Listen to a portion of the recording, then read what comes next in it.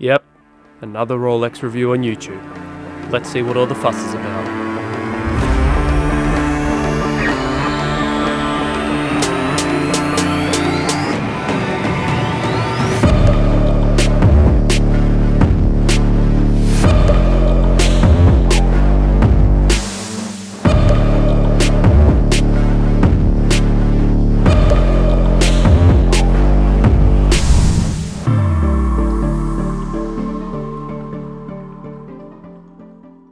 There isn't another watch brand I can think of that is discussed on forums and social media platforms more than a company that has a little crown as their logo, or in many people's eyes, the king of the watch world.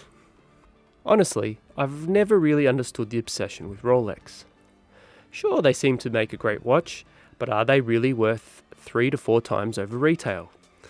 I was slightly hesitant when Sean, the bookwatcher, kindly offered the newly anticipated Rolex Explorer 124270. Yes, it's 36mm.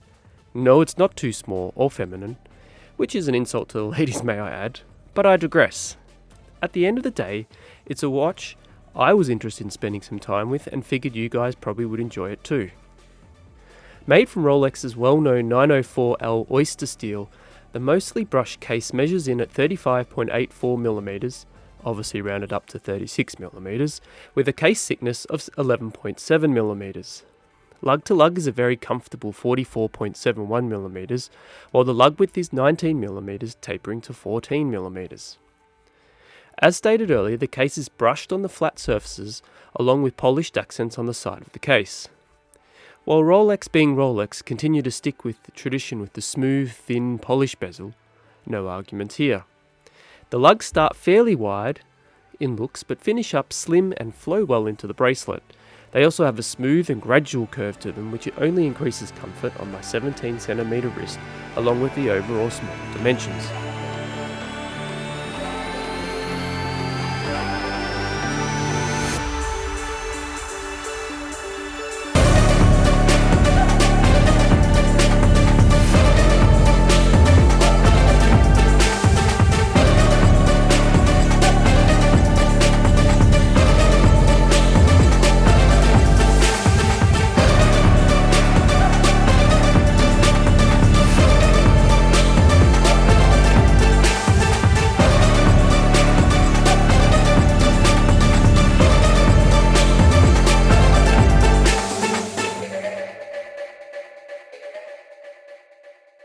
The flat, brushed 3-piece bracelet tapers elegantly from 19mm, yeah I know, 19, down to 14mm and feels great on wrist.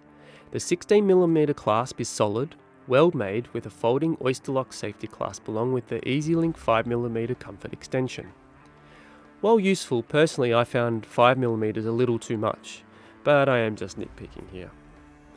All said and done, I was pleasantly surprised by the 36mm case size and found it unobtrusive, comfortable and just suited whatever I was wearing on the day, albeit mostly casual these days.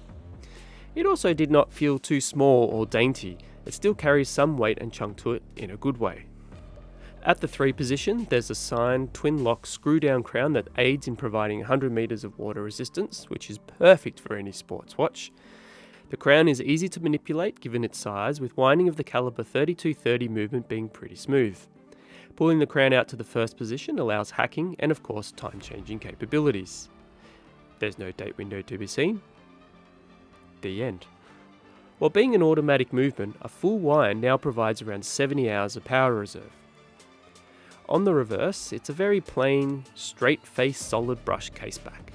More importantly, inside beating away, as mentioned, is the new caliber 3230, a 31 joule self-winding automatic movement with a frequency of 28,800 vibrations per hour and 70 hours of power reserve.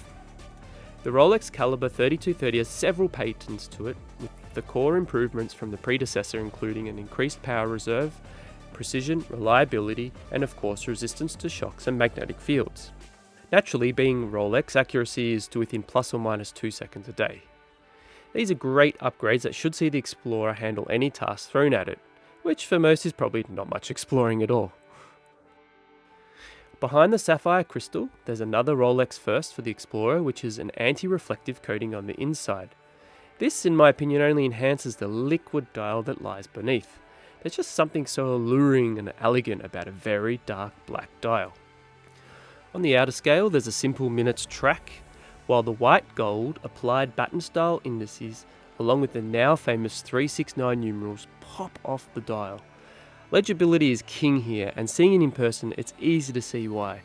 The handset consisting of the well-known Mercedes hour hands, which I found out is designed to hold enough luminous material so that you can read the time under all conditions, even when it's covered by other hands. The more you know. The clean, sharp, pointed minutes hand completes the simple affair with no fuss.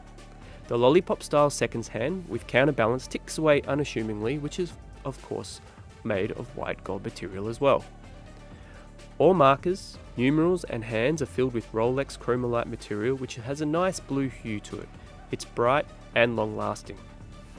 Text on the dial is enough, with the crown logo reigning supreme top and center, while I understand having the word Explorer in the top portion of the dial is a nod to the previous 36 models.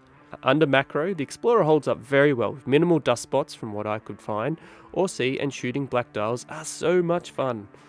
Admittedly, I wasn't all that excited about reviewing a Rolex, especially an Explorer 1. I find them a little dull to look at, and it didn't seem to have any personality. I'm tired and fatigued by all of the hype from social platforms, media outlets and forums, yet here I am, on a social media platform, about to tell you how much I actually enjoyed my time with the new Explorer 1. While it's most certainly out of my comfortable price range, at retail I'm talking about, I can now see the attraction. It goes about its main duty, telling the time, in a simple, non-flamboyant way, and really just assists you on your life's journey. Just like any good wingman. Yes, it's a luxury watch of yesteryear, I get that. However, it still manages to remind you of simpler times. And I found that to be my favourite thing about the Rolex Explorer 1. Thanks for watching the review, I hope you enjoyed it. Please do all that good stuff. Like, subscribe and share. If you want to follow more daily content, head over to my Instagram page at Mr. Ace K Productions. Until next time.